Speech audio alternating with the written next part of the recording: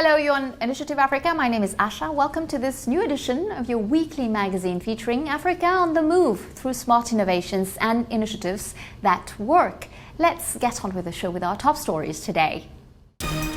We meet Olaoluwa Abagun. This young Nigerian woman nurtures the dream of raising African women to their rightful place in society.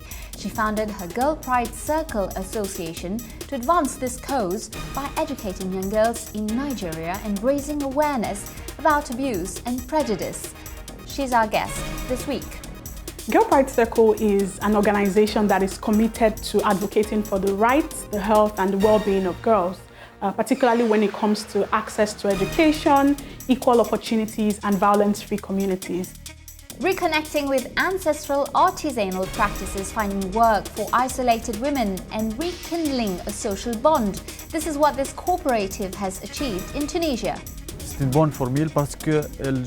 It's a good system because it combines financial assistance with long-term organizational support to further develop the business. Saving orphans in Nigeria, it's the daily life of these organizations which seek to feed and educate millions of children. It doesn't even show on him. He associates freely, easily with people. If you are not told that he's an orphan, you wouldn't know. I'm now taking you to Tunisia for this first report, which delves into the daily lives of women without training for a long time and recluse at home.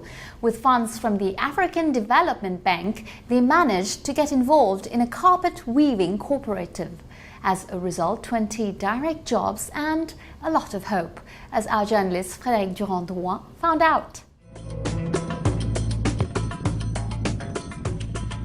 The region of Kef in northern Tunisia suffers from high rates of unemployment and few prospects for local youngsters.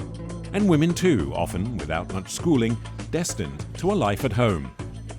2 years ago, a glimmer of hope through a carpet weaving cooperative called Andi Sana, or I Have a Job. Its founder, 56-year-old Rashida Geriani, obtained a grant from the Souk Atania program. The program was supported by both the public and private sector and international partners, such as the African Development Bank. Their goal? To encourage business and jobs in the region.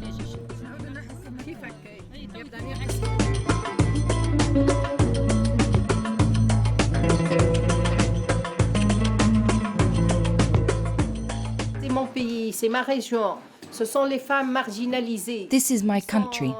This is my region. They are marginalized women I've taken out of their isolation. They are together, they meet, they leave the house. That is important. I can't set it up on my own because I don't have financing. I would prefer the cooperative continues to be supported by the program, so we can keep on working here.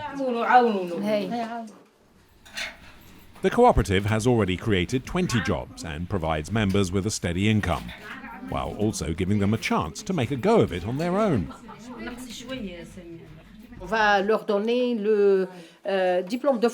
They will receive a diploma in carpet weaving after they've been trained. And then they'll pass a test to show they can set up their own workshops. Not far away in Kasserine, Taufik Saudi, a business graduate, returned to the country after studying in Japan.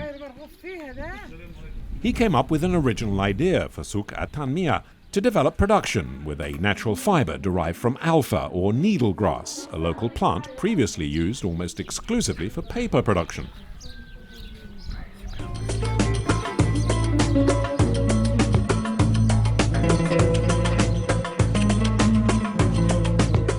I didn't have a lot of money. I started with a smallish project, modest really, but I persevered. We had help from the AFDB with the Souk Atania program. It's a good system because it combines financial assistance with long-term organizational support to further develop the business. And also, the entrepreneur is promoted along with the whole neglected region, and that helped me start this project. With 3 workshops, 45 employees and 4 sales reps based in Tunis, Taufik has fulfilled his twin objectives of product and regional development. And the business can barely keep up with the growing demand. And for the region's women, it's a win-win partnership. Before we used to pick the alpha and then sell it on to the paper mill, and it stopped there. But now we pick it, turn it into objects and sell them. Our revenues have increased and picking it seems less difficult. So there was a first pilot edition of Souk Tanmia that was launched in July 2012 that helped support 61 projects. The initial outcomes from this initiative are very positive.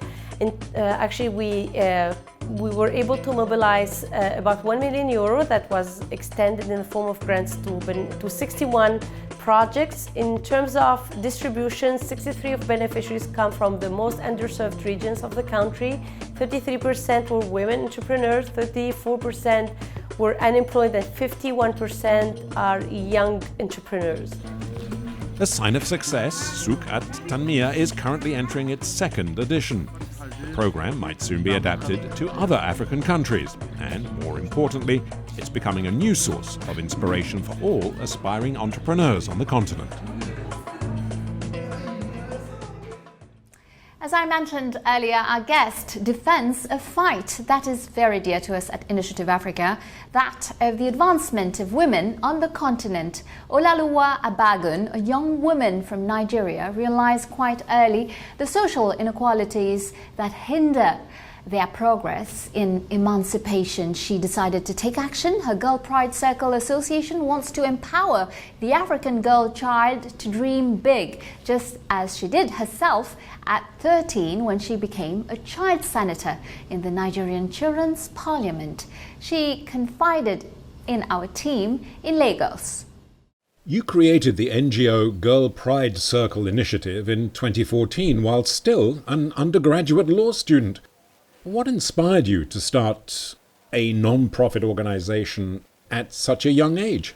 Well, my advocacy journey is an interesting one because I was ushered into advocacy really young, at about 13 years old, when I was nominated to join the Nigerian Children's Parliament in secondary school.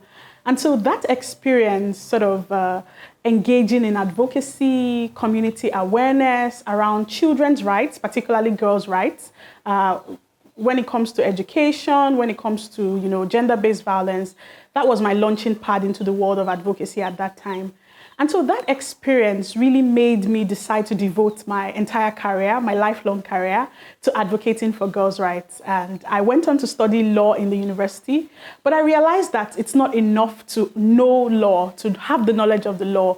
There's a lot that has to be done on the ground in terms of community awareness, in terms of girls' empowerment, and that was what motivated me in 2014 to found Girl Pride Circle Initiative. Can you describe the impact the Girl Pride Circle initiative has been able to make in the lives of Nigerian adolescent girls, as well as in Nigerian society in general? What has been your proudest accomplishment so far? Girl Pride Circle is an organization that is committed to advocating for the rights, the health, and the well-being of girls, particularly when it comes to access to education, equal opportunities, and violence-free communities. Regarding our proudest achievement so far, we have been able to mobilize over 200 girls to draft an unprecedented community action plan for the prevention of sexual violence. This action plan was actually adopted and endorsed by the largest local government area in Lagos State, Alimosho local government area. And the community has continued to use this action plan to guide local initiatives for the prevention of sexual violence and gender-based violence in general. More recently, our girls also drafted a zero-tolerance policy for religious communities. And this zero-tolerance policy basically sets out guidelines for reporting, for preventing sexual violence, and for dealing with the menace, particularly within religious communities. We have also recruited about 150 influential religious leaders within Christian and Muslim religious communities across Lagos, Nigeria, to serve as ambassadors, zero-tolerance ambassadors. These ambassadors have continued to drive the zero tolerance policy within their religious communities. And finally, we have created a documentary called Echoes of Hope, which amplifies the voices of young sexual violence survivors, making recommendations for the judiciary, for law enforcement agents to ensure that justice is served, particularly for young survivors of sexual violence. And through all of this engagement in advocacy, training girls, we've also trained about 2,500 girls to continue to use their voices to advocate for their rights.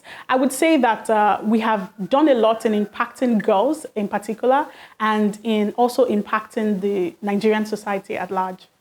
As well as leading a grassroots organisation, you have continued to engage with several international organisations, development institutions, and high-level advocacy platforms around the world. How do these contribute to amplifying the work you do?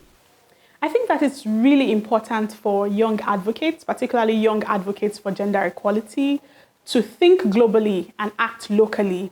I have been engaged in several platforms, such as the Commonwealth Youth Gender Equality Network, where I currently serve as coordinator. This is a network of over 200 young, passionate advocates for gender equality across 54 countries of the Commonwealth.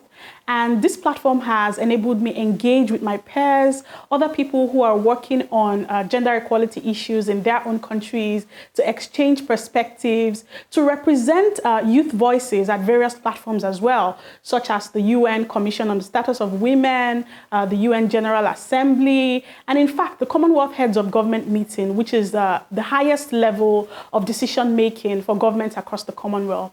And so engaging in these platforms have enabled me gain access to capacity building opportunities that have continued to enable my leadership skills as a young founder and leader of a grassroots NGO in Nigeria.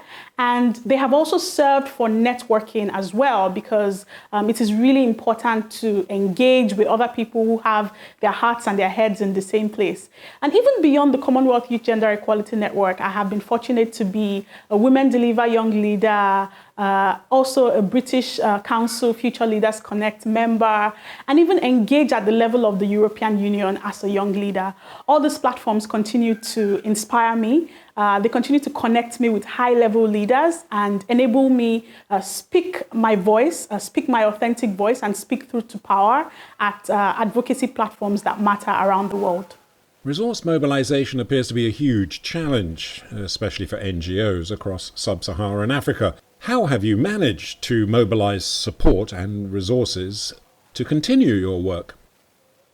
The reality of being a youth-led non-profit organization is that by virtue of being youth-led, you're cut off from a lot of funding opportunities, because many funding opportunities across the continent and even globally are targeted at very large organizations with many years of work that have been put in, a lot of structure. And that is something that youth-led organizations like Girl Pride Circle Initiative we're not quite there at the moment. Fortunately, there have been some organizations and individuals who are committed to resourcing youth-led organizations. And so that is how we have continued to move along with our efforts for girls' rights and for advocacy on gender equality. Still, there is a lot that needs to be done. We're still open to a lot of collaborations, particularly collaborations that are not typical or traditional, like collaborations between NGOs and corporations, private organizations. So this is something that we really look forward to. We really look forward to stretching a hand of collaboration to new partners, non-traditional partners who also have a stake in gender equality across the world.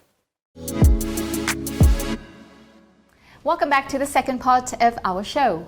Thanks to the work of international organizations, the number of orphans in Africa has started to decline slightly in recent years, but they still represent a third of the world's orphans. There are more than 50 million unaccompanied children in Africa, and among them, around 6 million Nigerian children. Orphanages rely on donations to meet the needs of their protégés, and malnutrition remains a major concern. Our reporter John Oroman visited the Oransaya Orphanage in Edo State, Nigeria. Established in 1951 in the ancient city of Benin Kingdom, Edo State, south of Nigeria, The Orphanages Orphanage and Maternity is home to many abandoned and homeless children. These children are abandoned in extreme circumstances and often in bad state of health. They are found and brought here, almost a total wreck. They all have sympathetic pasts but share one aspiration. They want to be great people. When I grow up, I want to be a nurse. Doctor. I like to be a doctor to save people from death. These dreams were almost quashed with no family to call their own. Currently, there are 24 children under the care of the home proprietor, Madam Kate Onwashaye, an 84-year-old woman who was a midwife nurse for over 40 years. They all live in this 53-bedroom house built in 1943. 13-year-old Douglas and his 9-year-old sister, Neka, were brought to the home in 1998. Douglas, at that time, was only 5 years old and his sister a baby. They were both rescued from a raging bushfire, which was started by their mother, a lunatic. I enjoy going to school because education lives in me. I would like to become a banker in future. Fulfilling his dream, Douglas must work twice as hard as his colleagues in school. He stays at the top of his class without his background as an orphan getting in the way. Being an orphan does not affect him in any way or any form. It doesn't even show on him. He associates freely, easily with people. If you are not told that he's an orphan, you wouldn't know. Until recently, a few donations in cash or food items are made to the home by philanthropists or charity groups. The orphanage is largely funded from the Oronshaye family income. Our needs have become bigger than what it was. The children are growing up. We have people who have skill now. Making them, to fit into the community, our challenges. Living in the home is fun for the children, but there are some challenges for them. They depend on some rain fetched in water containers. The building is very old and most of the structures are begging for repairs. The Oronshaye Orphanage takes particular interest in rehabilitating the children by providing for them to have a normal life, not as orphans. The children also have an option of training in vocational skills at the Oronshaye Vocational Center. By this center, we ensure, one, that you don't throw a child away because you cannot look after the child. We will now provide you an aid means by which you can look after your child if you are trained by us. With the assistance of Western Union, we've been able to empower every person in this community as per making them to have a trade, and the impact is so great, and all other people in this community are showing interest. Newman Oronshaye, who grew up in the orphanage, has benefited from the Skill Acquisition Center. At 22, he is a furniture maker and also trains other young people. If I get equipment, I'm ready to share the knowledge anywhere, even worldwide. Can share it all around. With the future gazing ahead and time ticking, Douglas is not considering any alternative to his education. He tops his class in straight A's and is sure to conquer all odds in achieving the goal he has set for himself. In 10 years' time, I'm going to see myself on top of the world. Waving his past away, Douglas, as with the other children, may never know they were orphans. But in all of them, a great man is born.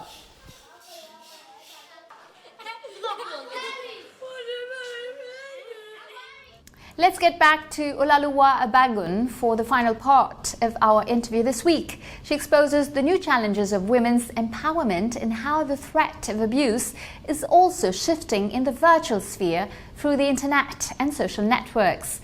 Let's listen to her. Many African societies are deeply patriarchal.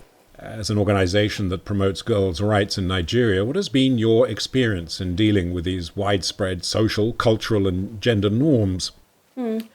Patriarchy is a deeply rooted culture across our communities, particularly here in Africa. Patriarchy is actually a global issue, right? In our work across local communities in Nigeria, Girl Pride Circle has, of course, confronted some of these gender norms that are fueled by patriarchy. And an example is when, we wanted to establish one of our education clubs where we use taekwondo, basic taekwondo, to educate girls about self-defense and bodily autonomy. And some of the teachers in the school that we approached, one of the schools that we approached, was vehemently opposed to the girls engaging in martial arts because he felt that it was, unladylike for girls to engage in taekwondo. Some of the girls are also, they have a lot of deeply ingrained gender norms, which do not necessarily serve us in this century. And so that is those are one of the things that we sort of come up against when we educate girls and engage with girls in our education clubs. Together, we rethink some of these norms, we examine them, we criticize them, we analyze them together, and over time we see that the girls begin to, broaden their mindset. So it's been an interesting journey. Of course, there's still a lot of work to do because we're talking about hundreds of years of norms that have been widely accepted and embraced. But I am confident that with the work that we do at Girl Pride Circle with adolescent girls and with communities, these norms are things that continue to change, and we continue to see a lot of progress in terms of the narratives that are coming out within our communities. Tell us how the current COVID-19 pandemic has impacted the work of your organisation. The COVID-19 pandemic, the novel coronavirus, has definitely hit our communities, our country, and indeed globally with several consequences. So, for instance, our education clubs had to be halted by mid-2020 when schools had to be shut down across the country, across Nigeria, to stem the spread of the virus. And this meant that for about a year, we were not able to convene any of our education clubs. It was impossible, unlike in many parts of the world, it was impossible for us to move these education clubs online because the demographic that we engage with, adolescent girls, they are young people that hardly have access to mobile phones or internet devices where we could, engage them online with the modules and the curriculum that we teach our girls in the education clubs.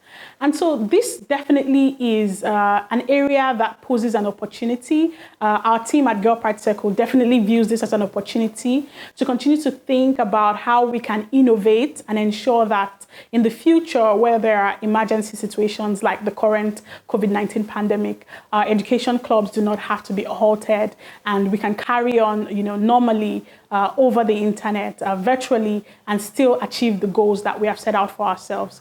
But fortunately, as societies continue to open up more, schools are resuming fully, we are definitely going back to kickstart our education clubs once more. But this is definitely an opportunity for us to think around how to diversify our access points beyond the physical spaces that we engage the girls in. Looking ahead, what are the emerging issues or unbuilt rights that your organisation will focus on? Of course, we at Girl Pride Circle will continue to focus on, issues like girls' education, gender-based violence that, require a lot of our action across communities, both in terms of individual awareness raising, community awareness raising, and advocacy for policy and legal change.